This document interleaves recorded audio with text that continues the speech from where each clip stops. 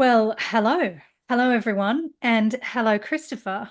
I have with me today my friend Christopher Freeland, who I had the good fortune to meet when, for a time, I lived in, used northern Thailand as a base while I was having various adventures around the world. And I have very fond memories, Christopher, of sitting in your kitchen drinking tea and talking about the mysteries of the ancient and the modern world, as far as I can remember. So I wanted to interview Christopher because he's a very wise human, and he has some really interesting perspectives on particularly how we can use what I would describe as simple, ancient technologies, techniques and technologies to navigate some of the complexities of modern life.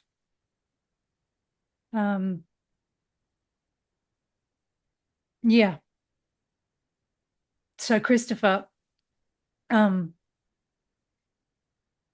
we first met about 15 years ago, I was still in my corporate job and I was dipping in and out of the place in Thailand and, kind of essentially flitting around, supposedly healing myself, but really resisting the call to sit down and shut up for a while.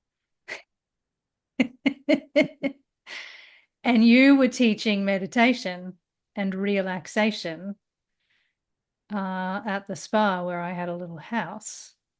But can you tell us a little bit about your path? So, everybody, you're about to hear a really spectacular English accent, which is incredibly well preserved given the places that Christopher has been and the things that he's seen in his life.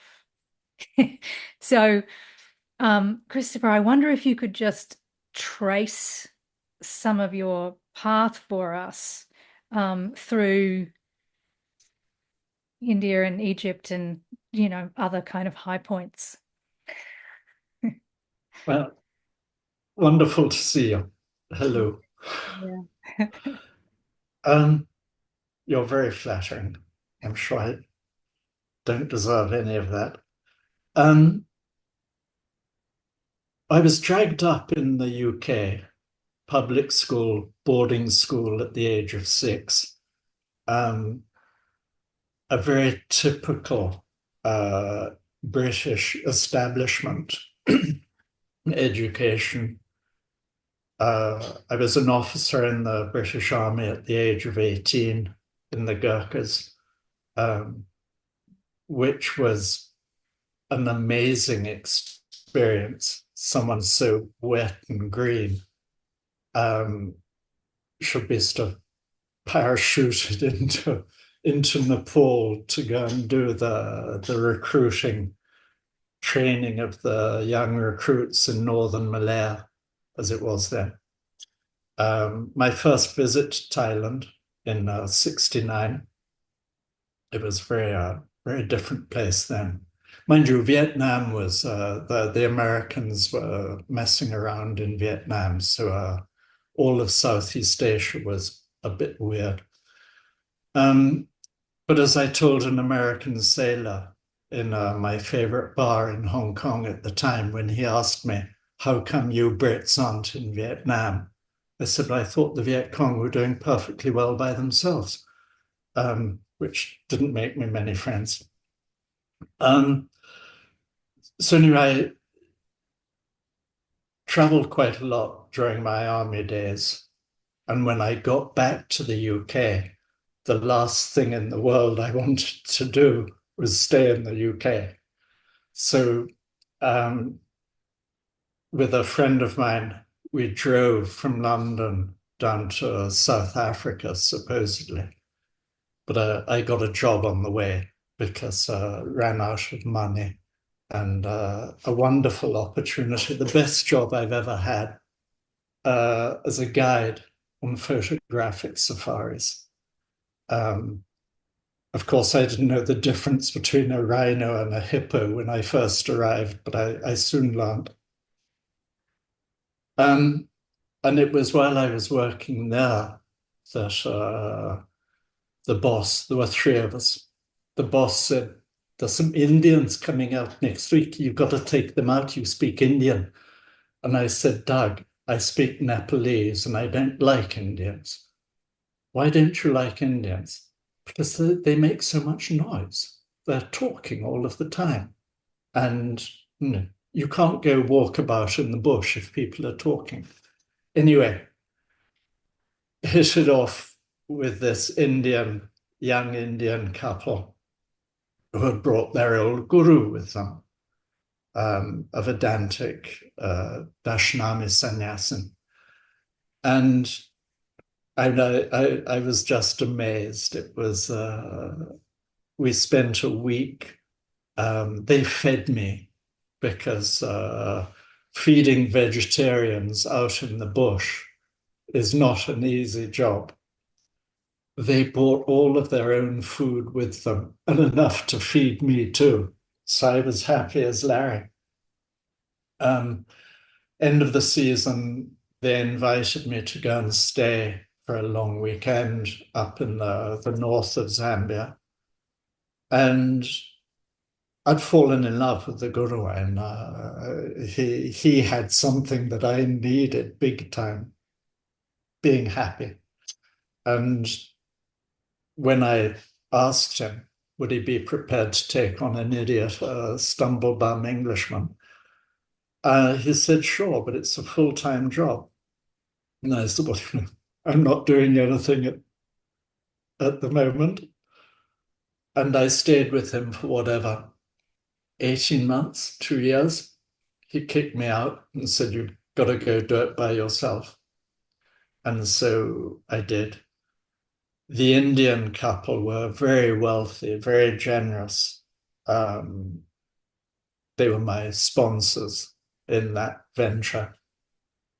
And so I went off to India to try and learn Sanskrit. I did learn Sanskrit, but very informally, and was living the life of a monk, which was interesting to say the least. Anyway, after 4 years, no girls, no booze, no smokes. So I said, no, stuff that for a laugh, I'm off. And I left. And all sorts of things happened. Went to the States, was training horses in North County, San Diego. But it marked me, that monastic period made a precedent which has never left. So that's been very much the basis for my questioning everything, because that's what Vedanta does. The first thing is, who am I? Yes. As you know very well from your time with Ramana Maharshi at Tiruvannamalai. And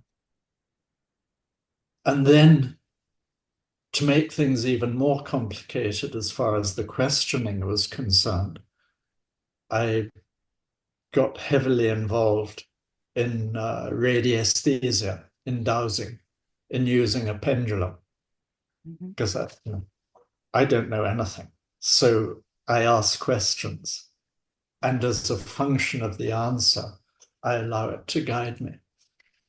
And this has been really fascinating, immensely instructive, because, as you know, we live in a permanent state of ignorance. ignorance is worse than not knowing. Not knowing you can't help, but ignoring means that you know that there's something else, but you prefer not to see it. This is not good news. And so one has to work very hard to overcome that, to move out of the comfort zone. And I suppose that's what I've been doing most of my life, and very much enjoying it. It becomes a habit. It becomes you look at things. What do I understand? Am I looking at it right? Could I not learn? At least, what should I learn from this? Because I don't get it. And so it's a permanent adventure. And I think that is what has led me into the diversity. And for many years, I was a technical translator, French to English, specialized in nuclear electricity generation for the French, telecoms. So I know a fair bit about the nastiness of electromagnetic radiation frequencies, and have tried over the years to find solutions, because we're in trouble, and we need to find solutions. And of course, nature provides them. Mm. I'm sorry, rather a long-winded reply. Perfect. So, and a beautiful segue into what I want to ask you about next, which is, so my perspective is that when you see the world differently than the majority, and you have a sense, as you said, that we're in trouble, it can feel really overwhelming, and it can feel like the problems are so big that either you don't know where to start, or even possibly there's no point starting to find and implement solutions. So given your expertise, particularly in electromagnetism, I'm really interested in your perspective on this non-native electromagnetic soup that most of us find ourselves living in, and how that relates to the water that we drink and the food that we eat and the light that we're exposed to, and how we can actually help ourselves and our families and the people that we love. From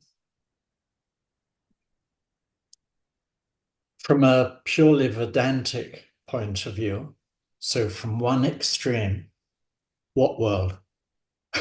There ain't no world. It's all. Yes. But that obviously, we wouldn't be able to go very far, because there would be no answers if that was the case. So I think what we really have failed to understand in nature is the movement. There is no science, there's no branch of science that deals with the nature of movement within nature with a capital N.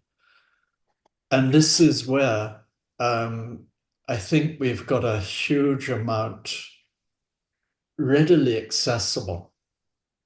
Almost everything in nature works on a spiral. It grows in a spiral. You can see in a human face, well, a relatively well-formed human face, the spiral, the Fibonacci series spiral. And it was very much thanks to Victor Schauberger, the water wizard, as he was known, that I got really stuck into using spirals. Now, when I say spirals, you can spiral with your hand, you can spiral with your eyes over your glass of water. You're not sure about the quality of the water, but you're very thirsty and you need a drink. You're not sure about the quality of the food in the restaurant. Mm. So spiral with your hand with the thought of putting in a beneficial energy. I know it sounds a bit spooky, but it works. So do it.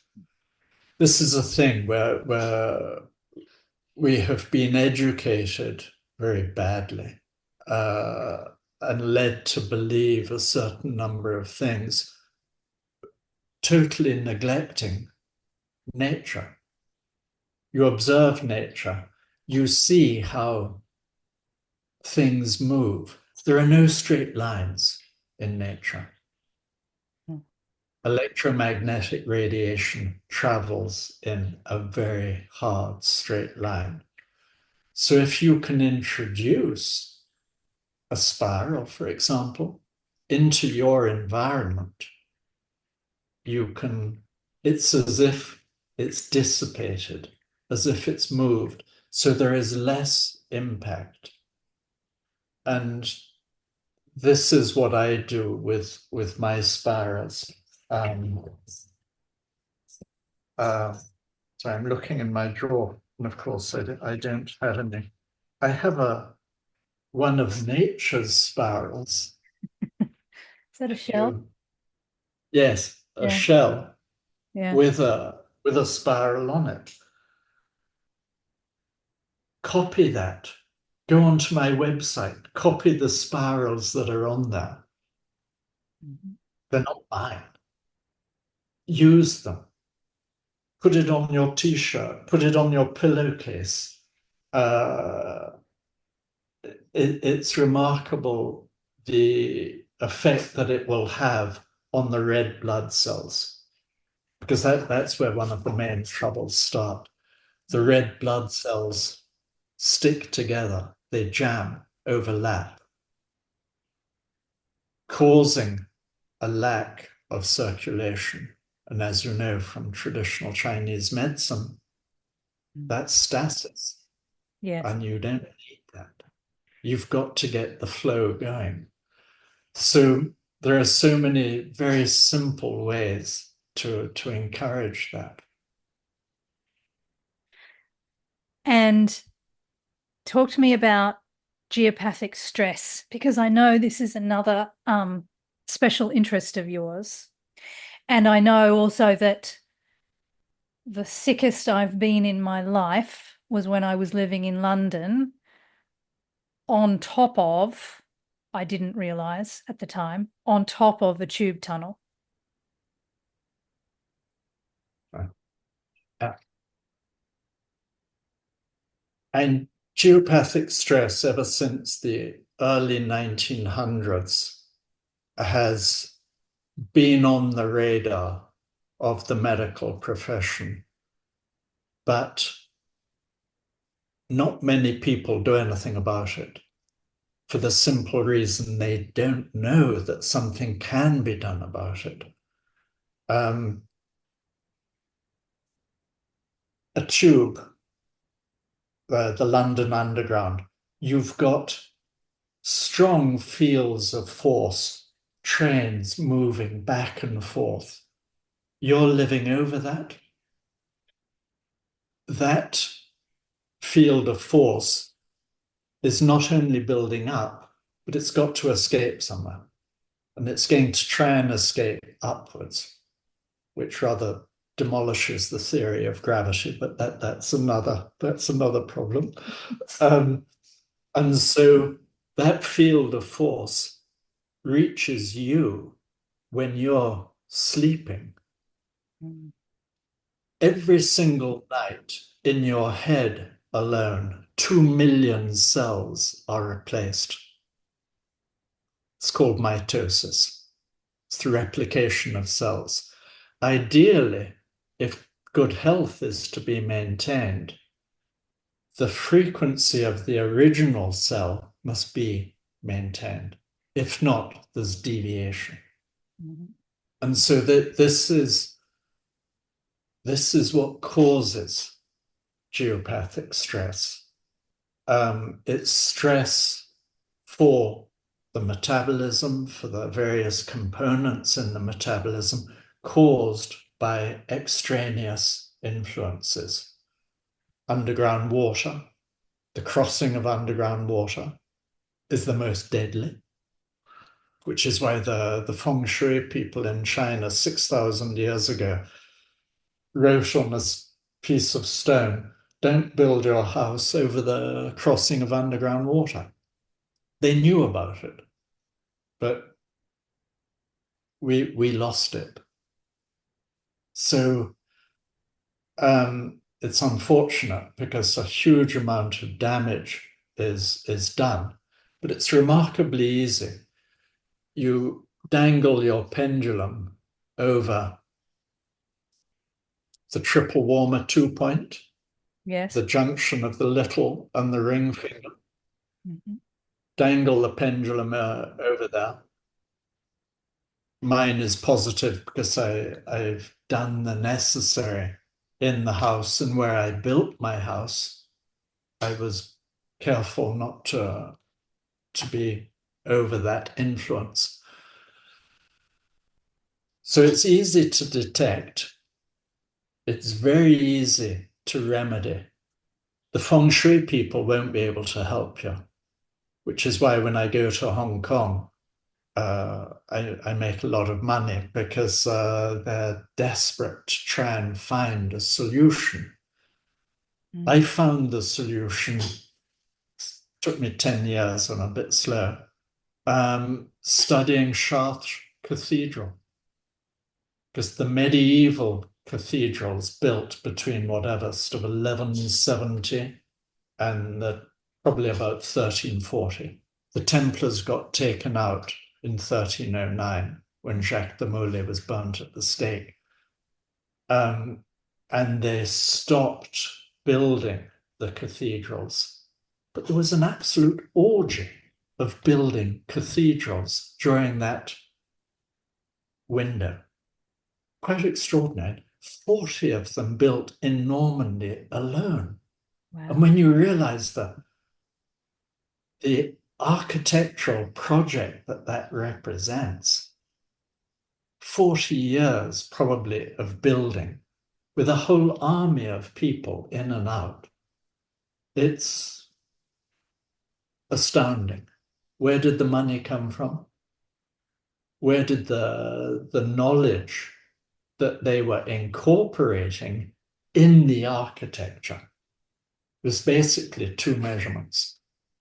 So if you're unfortunate enough to be over geopathic stress, you can use these two measurements and create a cocoon Mm. and be totally removed from the influence coming from the ground.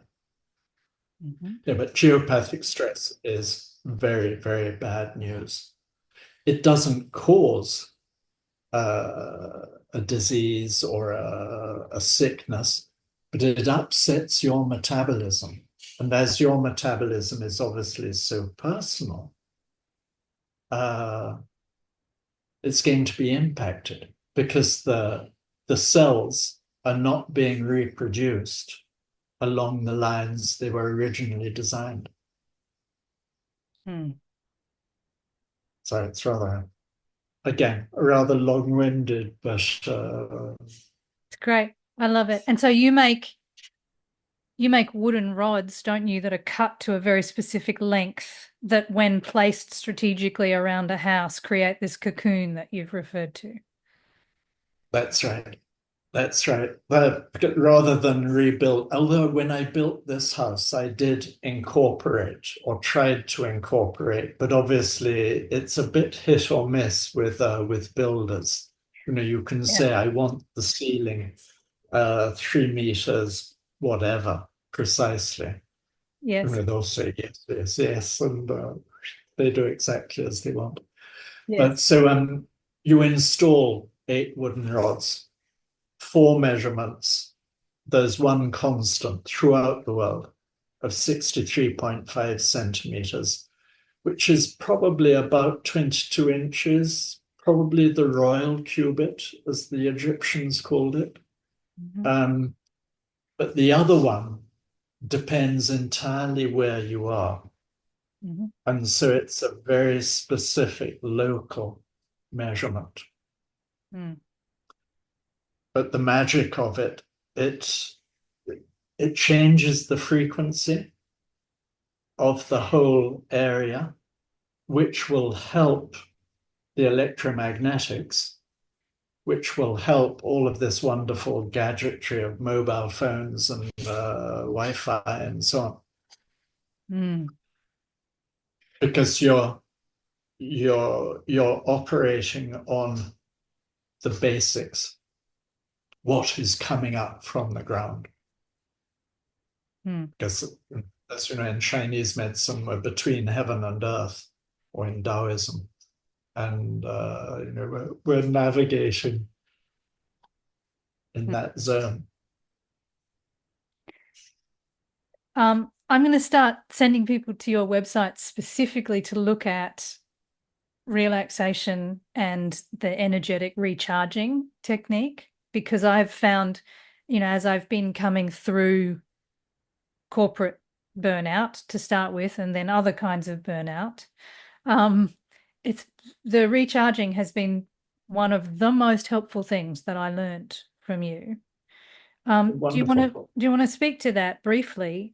How we can position our bodies to to affect. Well, it's incredibly simple because it's working with your own nervous system.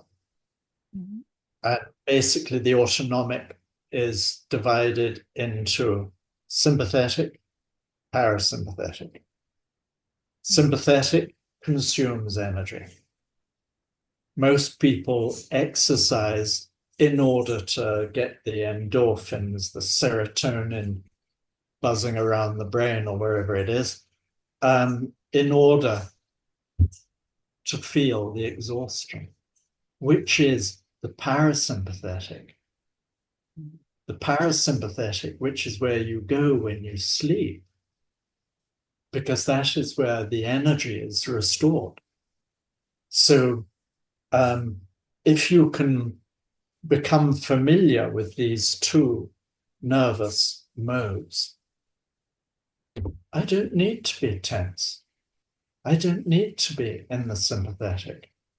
When I need to be, I'll be there much more efficient than if I was exhausted and geopathic stress will, in many instances, put you in a state when you wake up in the morning after supposedly restoration of the energy, you're just as exhausted as you went to bed last night, even though you slept Mhm. very well. So we need to take care of our nerves. And of course, again, nobody tells us this because there's no money in it. So be logical, stay relaxed, stay without tension in your body as much as you can. The relaxation is simply stretching. 3 postures. You stretch, you reach out, and you let go. Mm. And that sensation when you let go, that's where you want to be. There's at the end of the relaxation session, I talk about the magnetic recharge because we are magnetic beings. You know, Reiki, universal energies, laying on of hands, it's all using your magnetic field. For me, positive, yeah, it's negative. They have different functions. You'll feel one is hotter than the other. We have magnetic points, biomagnetic points in our body. You don't want to be putting your positive on the positive forehead. Put it on the back and put the negative on the positive. Feel much better. So there's an awful lot of unawareness, which is quite easy to rectify and to use it. It's our birthright. Love it. Thank you so much, Christopher. Where you have all kinds of solutions, you know, you have things that you give to people for free. You have all kinds of devices. I have one of your FTVs on my phone. I wear this ring just about every day. You're a member of the gang. Yeah. Where can people find you if they're interested to find out more? I'll put it in the notes below, but just talk about your website briefly. Radiesthesia online is is the go-to source. Be careful with the Atlantis ring. There is, again, I say be careful. You must check, you must ask, is that the right thing for you?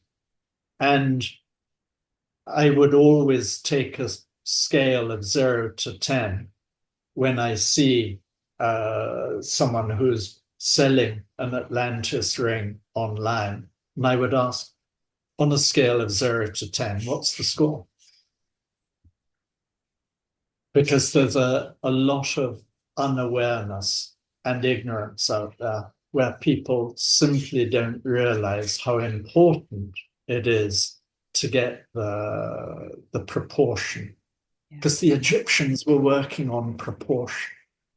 Yes. Again, there was no instruction manual that they left behind. Although that's one of my future projects to work on the hieroglyphs using the Welsh language. Uh-huh. Because there are two Welsh guys who've been doing it for the last couple of years. One of them just died then. And it's got legs. It's really got legs. So Fantastic. follow this space. So I feel like we're going to talk again at some point. Let's see how the next few weeks and months play out, shall we? We're at an interesting juncture in planetary. There's lots happening, isn't there? Yes, there is. In the meantime, it's been so good to talk to you. Is there anything else that you'd like to talk about before we finish up? Thank you very much for letting me loose. As as you know, there is so much freely available, but we've got to look. We have to experiment. If it works for you, wonderful. If it doesn't, well, keep on looking. It's half the fun. Yes, it is. Thank you so much, Christopher. Thank you. Thank you. And I hope it'll be not too soon before we meet up again. Yeah, absolutely. Well, all the very best up there in Thailand. And yeah. Thank you very much. Talk to you soon. And for you too. Bye bye.